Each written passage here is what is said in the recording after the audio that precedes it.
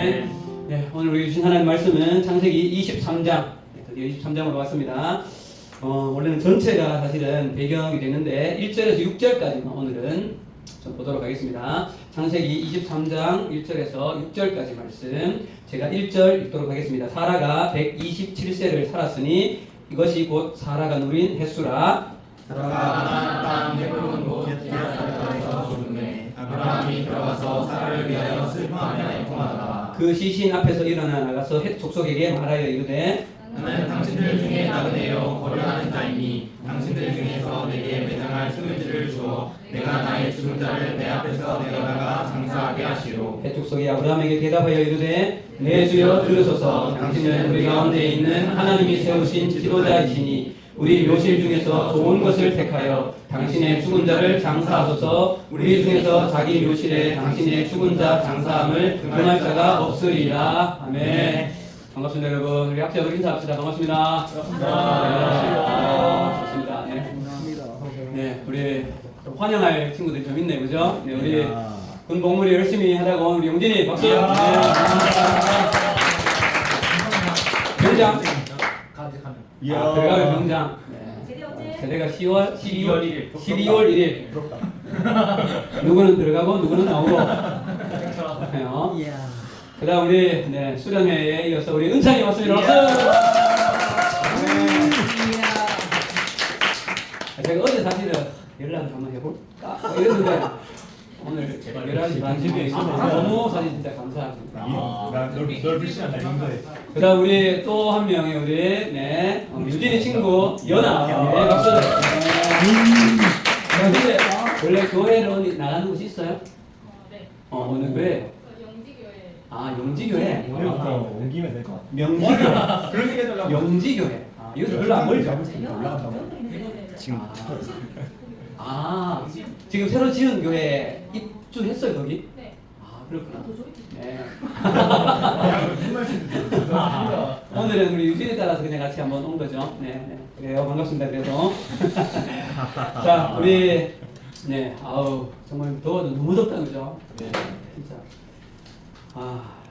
진짜 너무 더운 것 같아요. 근데 우리 수련회 끝나고, 7월 8월을 우리 기도의 근육을 키우는 주간으로 삼고 수요 예배와 토요 그 근육 말고 토요 새벽 기도 이후에 자 넘겨주세요.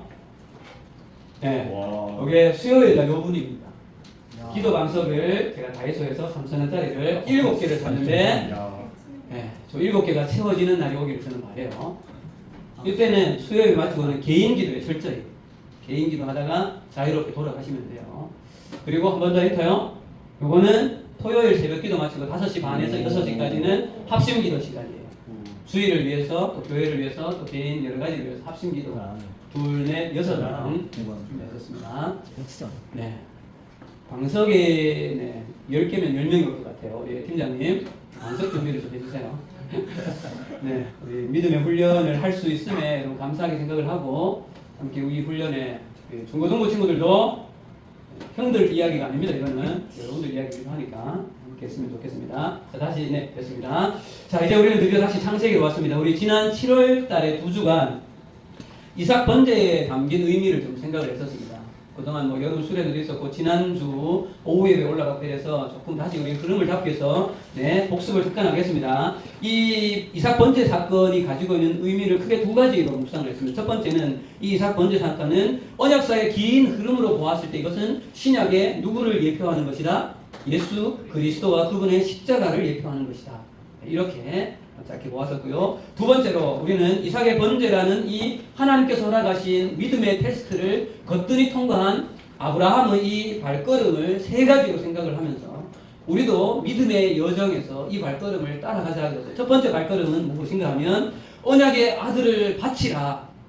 이 말이 비록 우리의 생각과 이성적인 판단, 합리적인 생각에 다 수용하지 못할지라도 일단은 순종함으로 나아가야 한다.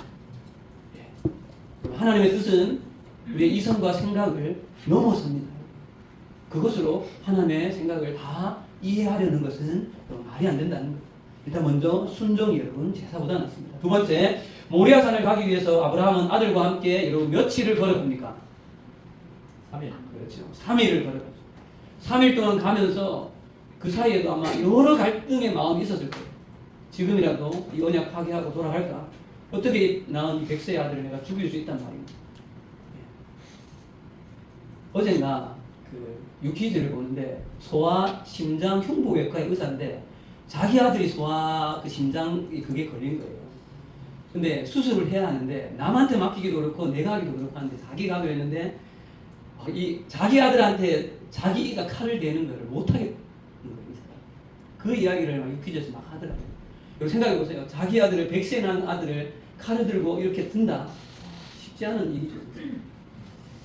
자, 마지막 세 번째로는 언약의 통로인 이 이삭이 아브라함에게는 우상이 되어져 있었습니다. 아브라함에게는 이삭이 세상의 전부였던 거예요. 어떻게 보면 그것이 더 거룩한 어떤 면이 있었을 수 있어요. 그래서 하나님은 이삭을 바치라 함으로 언약의 통로인 이삭에게 주목하지 말고 언약의 실제로 주인 되어주시는 하나님에게 집중하라. 그 말씀을 정말 하셨던 것이죠. 이 세 가지 발걸음을 잘 기억해서 우리 수련의 두 번째 따르라. 그리스도를 따라가는 이 여정에 우리도 믿음의 테스트를 걷더니 승리하는 우리가 되면 좋겠습니다. 우리 옆 사람과 같이 이렇게 한번 인사합시다. 우리 다 같이 잘 따라갑시다. 같이 잘 따라갑니다. 자, 이제 우리는 23장으로 왔습니다, 여러분. 우리 23장에서 우리는 아브라함의 영원한 언약의 파트너였던 사라의 죽음을 직면하게 됩니다. 자, 1절 다시 한번 읽어봅시다. 1절입니다. 시작. 사라가 127세를 살았으니 이것이 곧 사라가 누린 횟수라. 사라의 향년은 127세였습니다. 여러분 한번 계산해 봅시다. 사라가 가나안 땅에 와서 몇 년을 그럼 총 산 것일까? 계산해 봅시다, 여러분. 자, 아브라함과 사라의 나이 차이는 몇 살? 10살. 이제는 뭔가 좀 이제 왔다 갔다 하는 것 같아요. 그러면 하란에서 아브라함이 가나안으로 떠날 때는 몇 살? 75살. 그러면 그때 사라의 나이는 몇 살? 65살. 자, 65살에 가나안에 와서 127살에 죽었어요. 몇 년을 가나안에 산 거예요? 62년을 살았어요.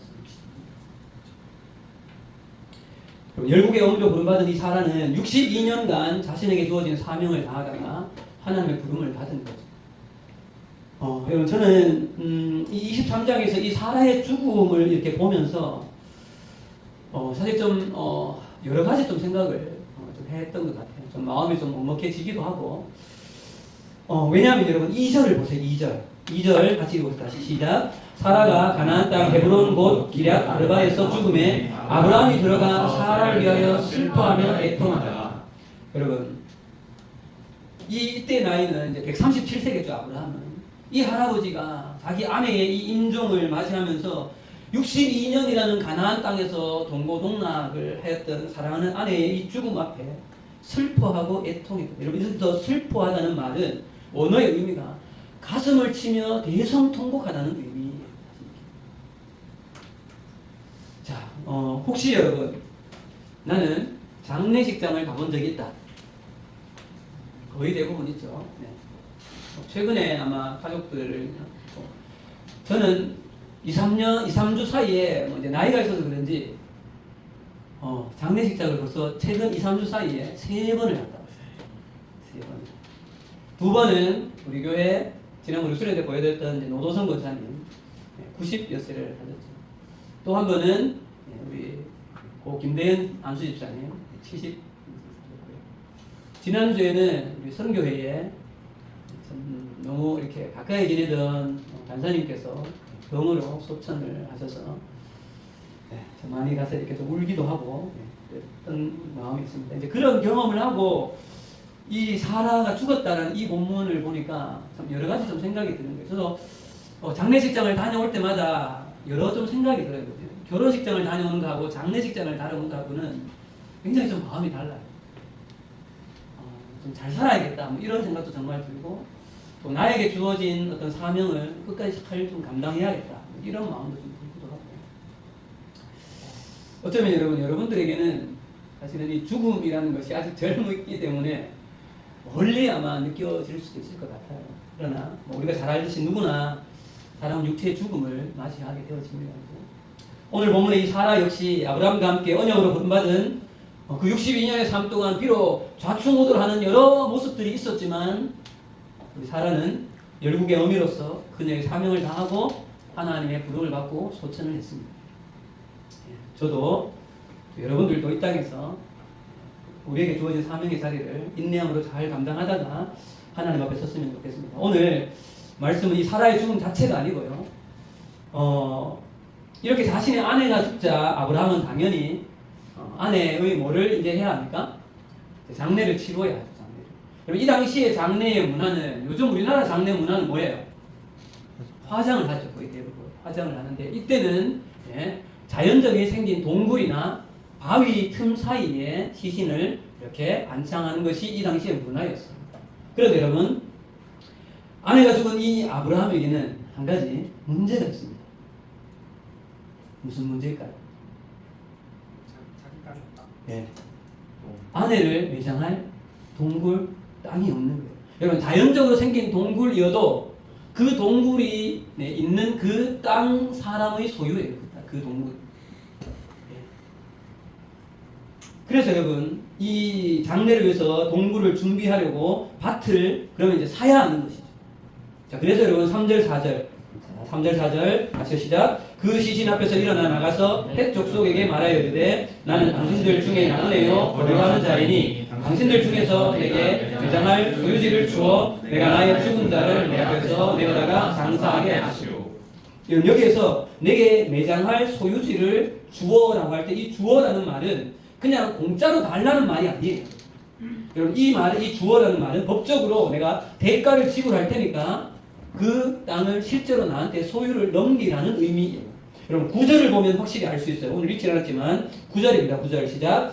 그가 그 밭머리에 있는 그의 막벨라 굴을 내게 주도록 하되 충분한 대가를 받고 그 굴을 내게 주어 당신들 중에서 매장할 소유지가 되게 하기를 원하노라. 이렇게 보면 충분한 대가를 네가 받고 그 땅을 내한테 달라는 거죠. 자, 여러분 제가 이 부분을 좀 자세하게 이렇게 말씀을 드리는 이유는 여러분 오늘 이 본문의 내용을 한번 전체로 읽어보면 이상하게 많지 이 헷 족속 사람들이 아브라함에게 땅을 거저주려고 해요. 거저주려고 이 땅에 매장해라 하고 그냥 줄 거다 이렇게 이야기한다고. 그런데 또 더 이상한 것은 땅을 무상으로 준다고 하면 그냥 아브라함이 못 이긴 척하고 받아서 그냥 쓰면 되잖아요. 근데 이상하게도 계속해서 아브라함은 아니다 내가 정당한 대가를 주겠다 하고 굳이 대가를 주고 산다는 거예요. 자, 몇 세겔이나 주고 사는가 하면 16절 말씀 보세요. 밭을 여러분 몇 세겔을 주고 삽니까? 400세겔. 여러분 이 400세겔은 실제로 엄청나게 비싼 돈이에요. 그 노동자의 몇 년치 월급에 해당하는 돈이라고 해요. 여러분 이 아브라함이 지금 이 땅을 법적인 대가를 지불하고 산다는 것은 신학적으로나 또한 이 언약사에서 상당한 의미가 있어요. 이 부분은 앞으로 2주 후에 이 부분을 좀 묵상을 하려고 해요. 23장은 여러분 묵상할 내용이 좀 많아요.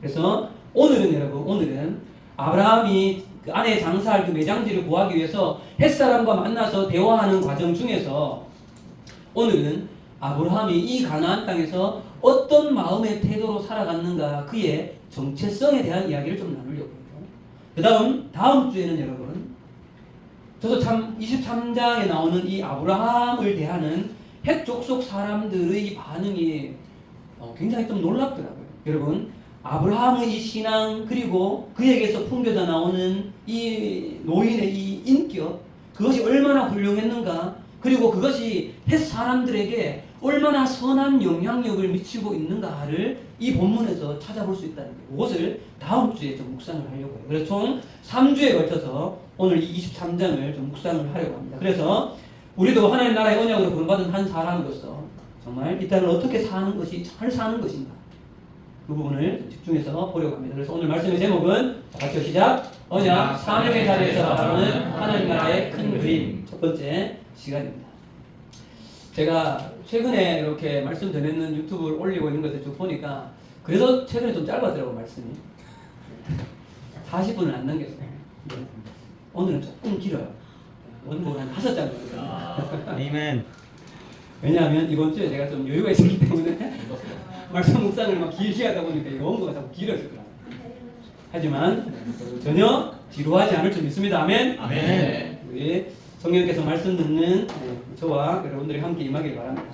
여러분, 아브라함이 햇사람과의 대화에서 이렇게 시작을 해요. 여러분, 4절을 다시 한번 읽어봅시다. 4절이에요. 시작. 나는 당신들 중에 나그네요 거류자이니 당신들 중에서 내게 매장할 소유지를 주어 내가 나의 죽은 자를 내 앞에서 내어다가 장사하게 하시오.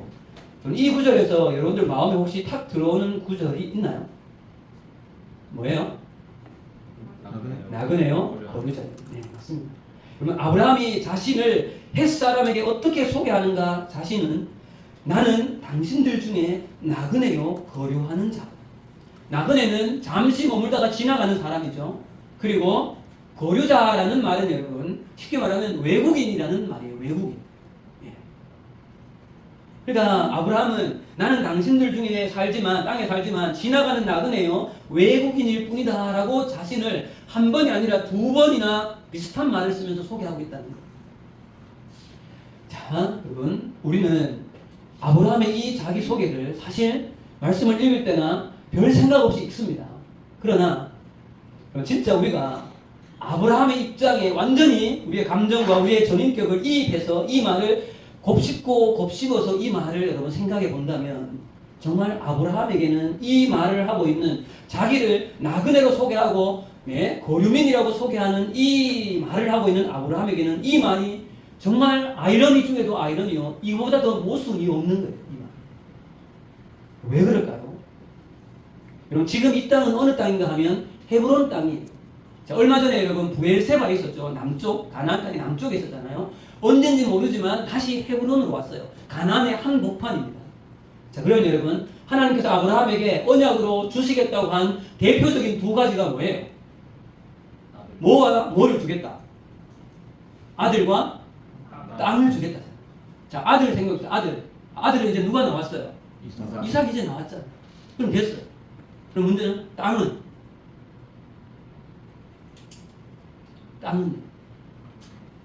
자, 여러분 하나님께서 아브라함을 처음 불러서 우리 잘 알고 있습니다. 창세기 12장 1절에 너는 고향과 친척과 본토 아비집을 떠나서 내가 너에게 지시할 땅으로 가라. 그래서 가나안 땅에 왔어요. 그리고 하나님께서 자 다시 돌아갑시다. 13장으로 빨리 가볼게요. 13장 14절에서 15절. 창세기 13장 14에서 15절. 롯이 떠나고 난 다음에 같이 읽읍시다. 시작. 롯이 아브라함을 떠난 후에 여호와께서 아브라함에게 이르시되 너는 눈을 들어 너희 있는 곳에서 북쪽과 남쪽과 동쪽과 서쪽을 바라봐라. 보이는 땅을 내가 너와 내 자손에게 주리니 영원히 이르리라. 분명히 땅을 너에게 뭐 하겠다? 주겠다 그랬어요. 자, 그 다음요. 15장에 가면 횃불 언약이 있으면서 15장 7절에 하나님이 자기 이름까지 걸고 이렇게 약속해요. 7절 시작. 또 그에게 이르시되 나는 이 땅을 내게 주어 소유를 삼게 하려고 너는 갈대아인의 우르에서 이끌어낸 여호와니라. 여기 보면 자기 하나님 당신의 이름을 걸고 이 땅을 너한테 분명히 주겠다고 약속했다. 그런데 어때요 여러분? 아브라함과 사라는 오늘 이 하나님의 언약의 말씀을 붙잡고 평생을 살아와서 지금 62년이라는 시간이 흘렀고 당신 아내의 죽음을 맞이했어요. 그런데 땅을 주시겠다고 약속을 받았음에도 불구하고 62년이 지나고 나서 정작 자신의 아내가 죽었을 때에는 자기 아내를 묻을 땅 한 평이 없는 거예요.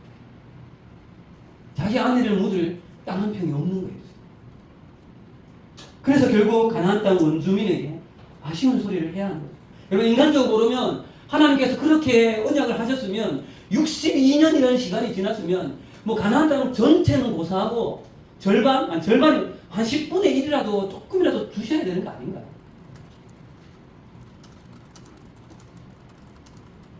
그리고 하나님의 언약과 그 언약을 믿음의 눈으로 바라보면 지금 가나안 땅은 모두가 다 누구의 땅이에요? 아브라함의 땅이 되어요. 믿음의 눈으로 바라봅니다. 그러나 현실은 언약을 받은 지 62년이 지나도 아브라함에게는 여전히 아무것도 소유한 것이 없고 단지 자기를 또 뭐라고 소개해요? 나는 나그네다. 나는 여기에 외국인으로 살고 있다. 이렇게 소개하고 있는 이 아브라함의 그 마음에 어떤 마음이 들었을까? 진짜 내가 아브라함을 생각해요. 내 인생 전체를 사라를 보면 인생 전체를 들여서 가나안 땅에 와서 62년을 지났는데 사라도 여러분 알지 않았을까요? 제가 지금 죽으면 그럼 지금 생각해 봅시다. 아브라함 지금 사라가 숨을 헐떡거리면서 죽어가는 임종의 직전에 있다고요. 아까 슬퍼했다고 할 때 가슴을 치면서 통곡하고 있어요. 그러면서도 머릿속으로는 아브라함의 머리에 뭐가 스쳐 지나가느냐, 어떤 걱정이, 아내가 죽으면 어디에 장사해야 되지? 햇사람이 땅을 나한테 팔까? 지금 아브라함에게는 자신을 따라 62년을 죽도록 고생한 이 아내가 편히 잠들도록 묻을 땅 한 평이 없다는 거예요.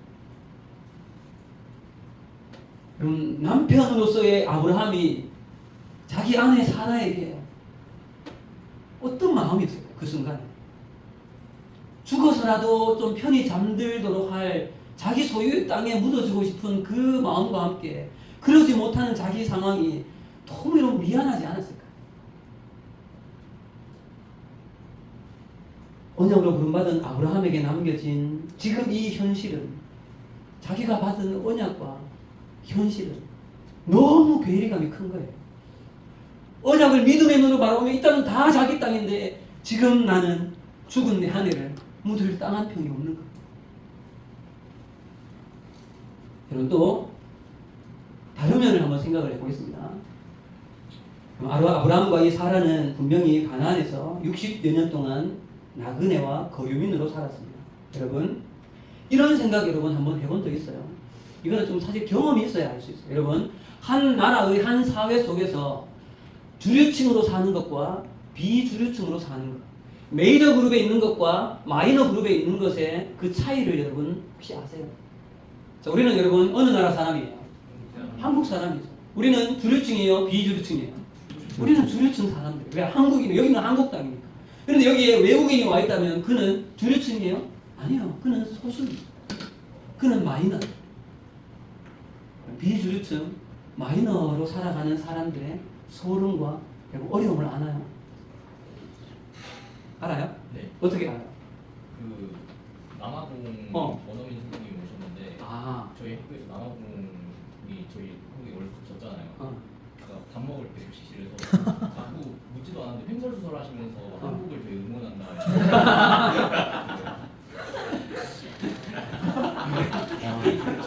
오케이. 분명히 잘못했네. 그럼 저는 미안해, 제가 자꾸 필리핀 이야기해서 필리핀에 3년을 살아봤잖아요. 저는 이 마음을 조금은 알아요. 왜냐하면 저한테 한 사건이 있었습니다. 제가 필리핀에 살던 두 번째 해 12월에 교통사고가 났어요. 사거리를 저가 지나가고 택시가 제 차 옆을 쳤어요. 그래서 저는 거의 360도 한 바퀴를 돌았어요.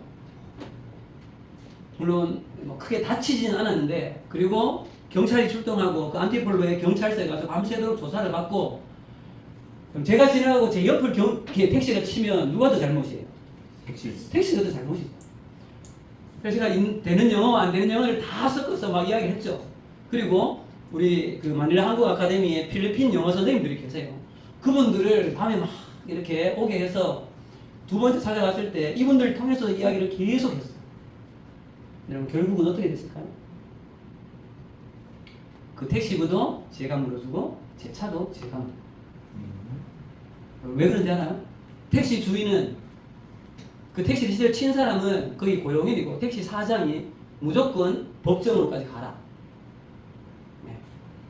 그 안티폴로에도 법원이 하나 있었거든요. 법정으로 무조건 가라는 거예요. 근데 제가 알아보니까 주변 선교사님들이 대부분 하는 이야기는 법정으로 가면 100% 진다.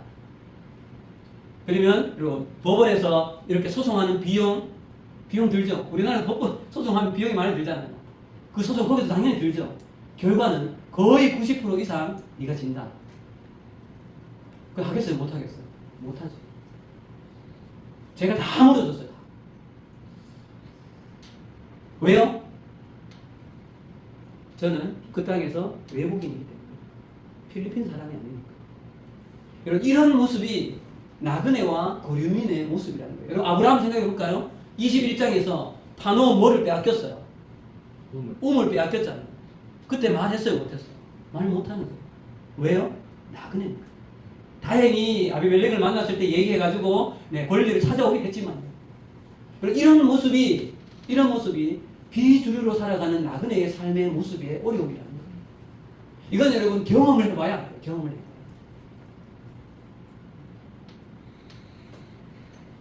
그런데 여러분 우리는 이 포인트에서 한 가지 매우 중요하게 생각해 봐야 될 사실이 있어요.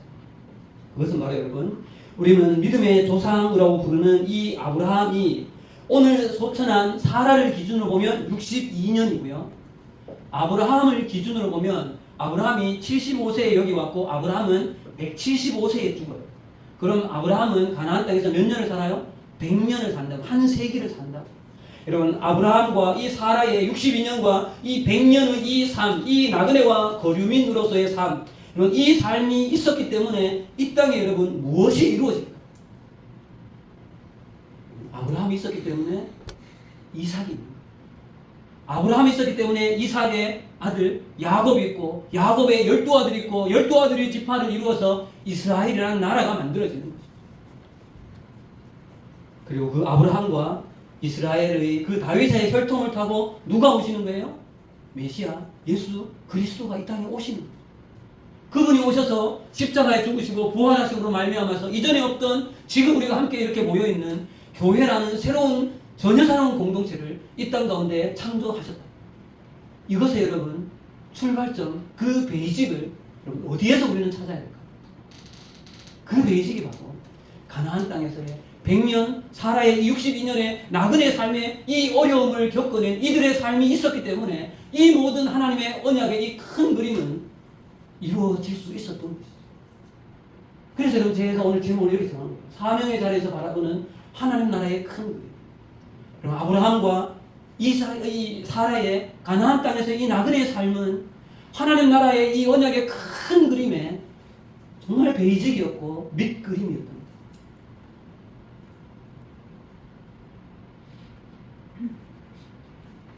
사랑하는 여러분, 우리는 아브라함의 이 모습에서 언약으로 동일하게 부름받은 정말 우리가 깨달아야 할 매우 중요한 교훈을 보게 되었습니다.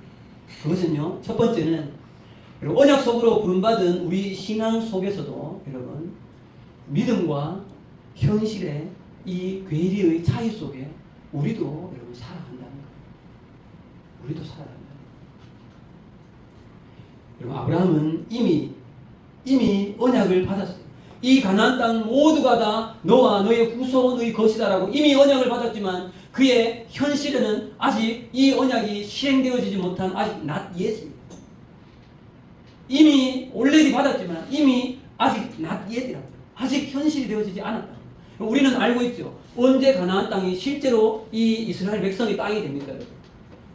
학자마다 조금은 다르지만 우리는 알고 있어요. 500에서 700년이 지나야만 이 땅이 실제로 언약이 성취가 되어져요.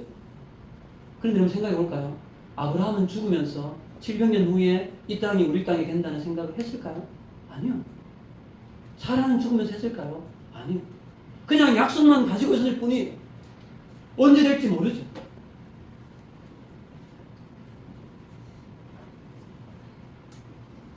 여러분 칼빈은 아브라함의 이 고백, 나는 나그네요 거류민이다라는 이 고백을 그의 창세기 추석에서 이렇게 표현합니다. 넘겨주세요. 자, 같이 한번 읽어봅시다. 시작. 아브라함은 세상의 법적, 현실적 기준으로는 아무런 권리가 없는 나그네였지만 믿음으로는 하늘과 새 땅을 바라보는 거룩한 시민이었다. 네. 여러분 우리도 아브라함과 같은 이런 여러분 언약과 약속과 그 약속이 현실이 되어지는 그 갭 사이에 우리도 산다는 거예요. 왜냐하면 여러분 이 땅에 예수 그리스도께서 오심으로 이 땅에 이미 하나님의 나라는 임하여 있죠. 그죠? 그러나 완전한 하나님의 나라는 아직 not yet인 거죠. 이미 임한 하나님의 나라와 그러나 여전히 이 땅은 죄로 깨어진 힘들고 어려운 세상을 우리는 여기서 믿음으로 싸워서 살아야 하는 거죠. 그죠? 그러나 아직 not yet 하나님의 완전한 하나님의 나라는 임하지 않은 것이죠. 그럼 그것이 넘겨주세요. 도표로 만들면 이렇게 되어요. 자, 넘겨주세요. 네. 예전에 베드로전서를 하면서 제가 이 그림을 많이 보여드렸던 기억이 있어요. 근데 처음 보시는 분들도 있을 거예요.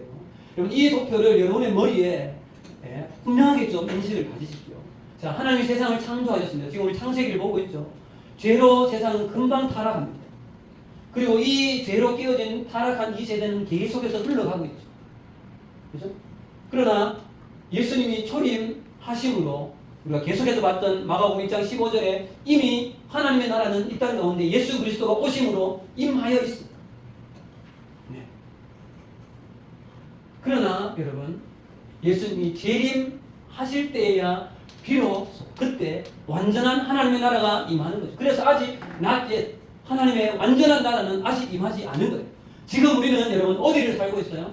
이 종말을 앞두고 있는 이 시점에서 죄로 타락하고 깨어진 이 세상에 발을 디디면서 우리는 이미 임한 하나님의 나라를 바라보는 이 갭 사이에 우리는 살고 있다는 거예요. 그럼 이 정체성, 이 부분을 우리는 분명하게 기억해요. 땅을 딛고 사나 우리는 하나님의 나라에 속한 사람들이에요. 골로새서 1장 13절 말씀 한번 찾아볼까요, 여러분? 자, 이런 말씀들 몇 번이나 제가 여러분들에게 말씀드렸던 말씀이에요. 골로새서 1장 13절 말씀. 네. 같이 읽어봅시다. 골로새서 1장 13절 시작. 그가 우리를 흑암의 권세에서 건져내사 그의 사랑의 아들의 나라로 옮기셨으니 그의 사랑의 아들의 나라로 이미 옮기셨다는 거예요. 이미 여러분 우리의 소속은 이미 임한 하나님의 나라에 속한 자들이에요. 한번 따라할까요? 우리의 소속은 하나님 나라이다. 하나님 나라이다. 그러나 현실은 어때요, 여러분? 우리는 지금 이 땅에 죄로 깨어진 이 땅에 발을 딛고 살고 있다고. 그러나 우리의 삶의 가치 기준은 하나님 나라, 그분의 기준, 그분의 가치, 그분의 질서가 우리의 질서가 되어야 합니다. 그래서 여러분 제가 2018년도에 베드로전서 하면서 거룩한 나그네가 우리의 정체성이라는 것을 굉장히 많이 말씀드렸어요. 우리는 거룩한 나그네예요. 왜? 우리가 돌아갈 분명한 우리의 영적인 고향은 완전하게 임하실 그 하나님의 나라 천국이 우리의 본향인 것이죠.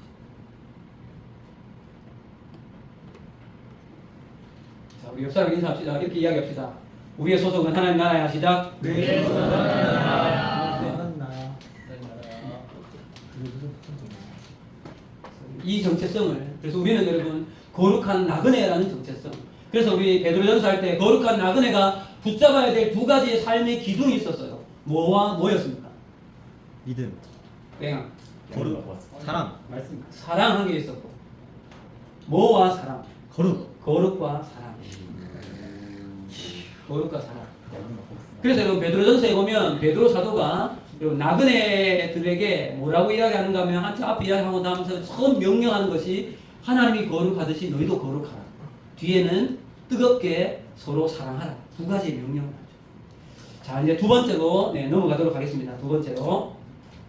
자, 이제 벌써 거의 다 돼갑니다. 두 번째, 우리가 깨달아야 할 고은은 여러분, 누구에게나 그리스도를 따라가는 사람에게는 자기의 삶과 인생에서 감당해야 할 자기만의 사명이 있다는 사실. 자, 한 번 더 여러분. 자, 우리 수련회 끝났지만 한번 외칩시다. 자, 손 들고. 자, 어린 양을 보라. 그리스도를 따르라. 하나님 나라를 누리라. 자, 우리가 그리스도를 여러분 따라가는 사람이라면 누구나 예외 없이 그리스도를 따라가는 사람에게는 사명이라는 것이 있다는 거예요. 여러분, 이 사명을 다르게 부르면 여러분 부르심이라고 할 수도 있어요. 또 다르게는 우리가 흔히 말하는 비전이라고 말할 수도 있어요. 또 폐회 때 제가 말씀드렸던 말씀에 의하면 십자가를 지고 할 때 그 십자가라고 말할 수도 있어요. 여러분, 언약의 시작이 된 이 아브라함에게는 100년의 이 나그네의 삶이 그에게 주어진 사명이었고 그에게 주어진 십자가였던 거죠.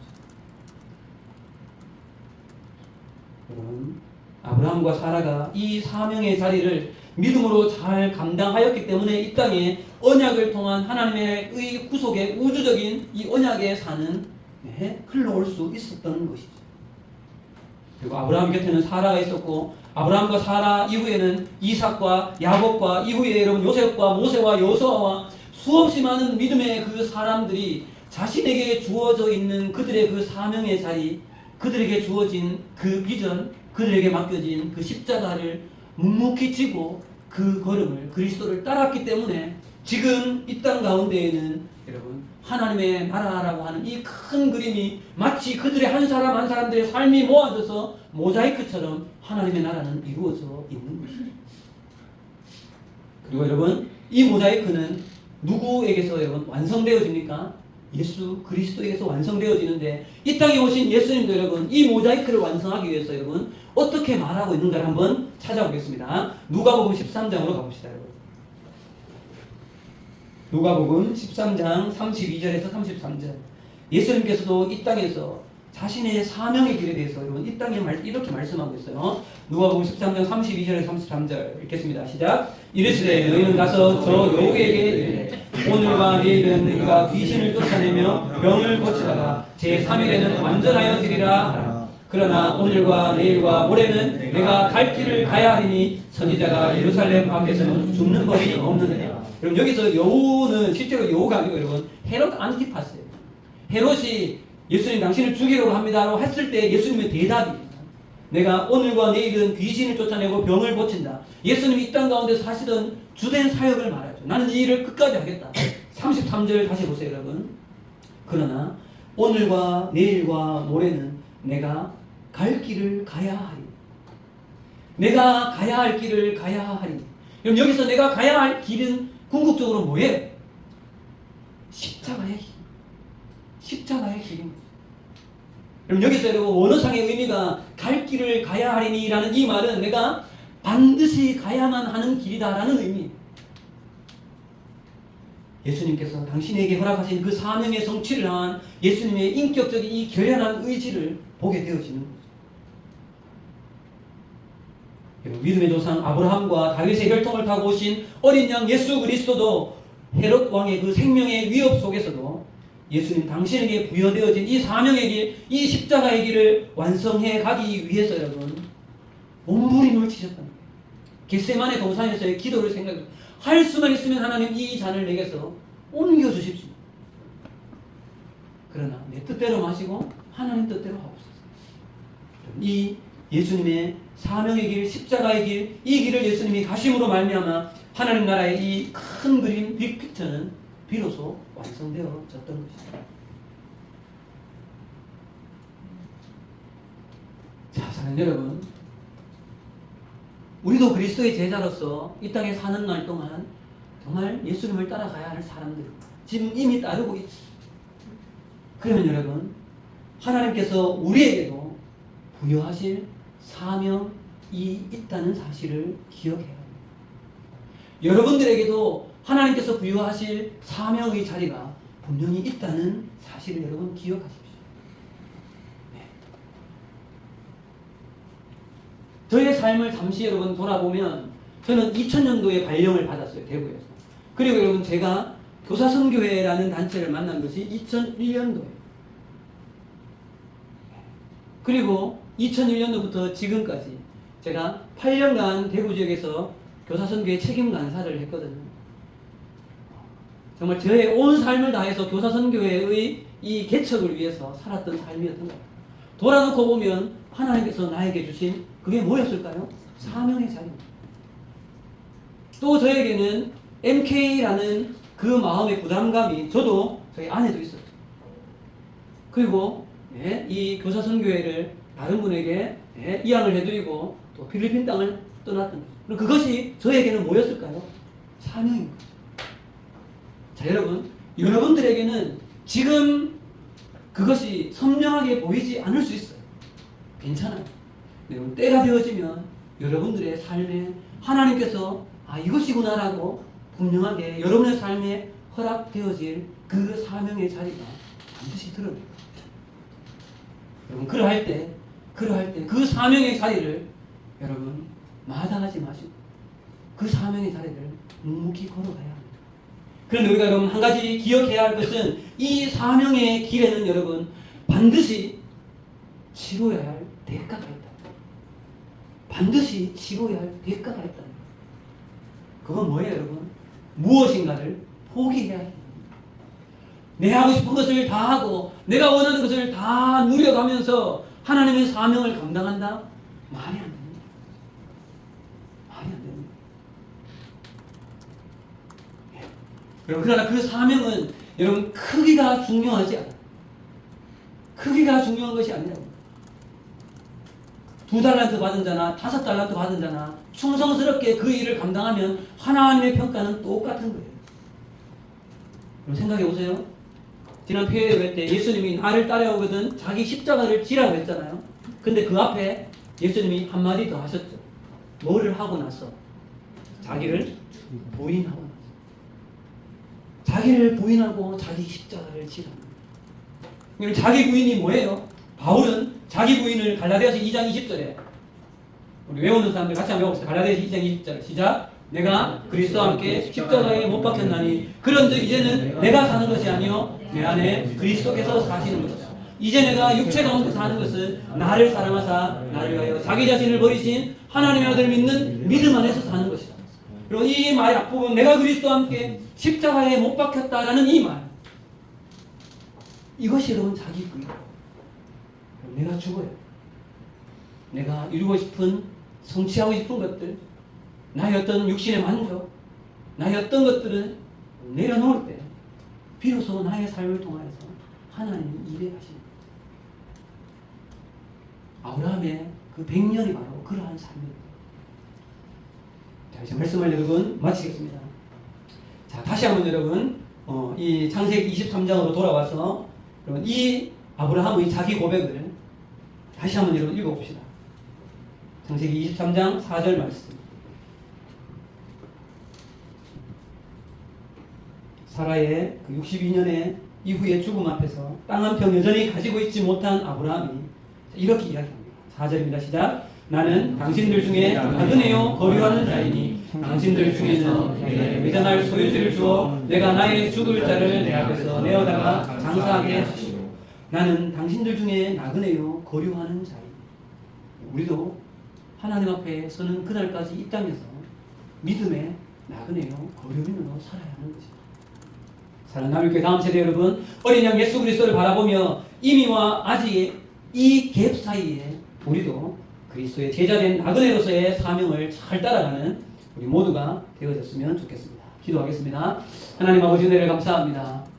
하나님, 오늘 62년간 하나님이 약속하신 그 가나안 땅에서 살다가 열국의 어미로서의 삶을 마치고 부름받은 그 사라의 죽음 앞에서 아브라함은 목 놓아 울었습니다.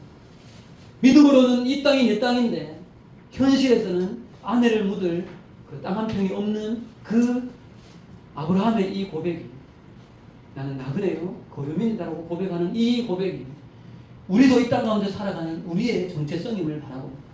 이미 이 땅에 하나님 나라는 임하였지만 완전하게 임하실 아직 임하지 않은 그 하나님 나라를 바라보며 우리도 이 땅 가운데서 믿음의 여정을 하나님께서 우리 가운데 주신 이 동산에서 땀 흘려 일하다가 하나님을 위해서 정말 멋진 그리스도의 제자된 삶을 살아내는 믿음의 사람들이 다 될 수 있도록 인도하여 주시옵소서. 예수님 이름으로 기도합니다. 네. 자, 우리 불꽃 주시고 찬양을 드리는데 제가 사실 주께서 주신 동산 이 찬양을 제가 좀 같이 하자고 했어요. 여러분, 각자의 동산이 우리의 사명의 자리입니다. 지금 우리는 다 같이 우리의 동산은 남일교회가 우리의 동산이에요. 그리고 여러분들은 각자 여러분의 앞에 삶으로 여정 속에서 어떤 동산으로 갈 수도 있습니다. 우리 그때를 여러분 기억하면서 같이 믿음의 고백으로 선언하듯이 이 찬양 같이 했으면 좋겠습니다. 예빈이 마이크 잡아주세요.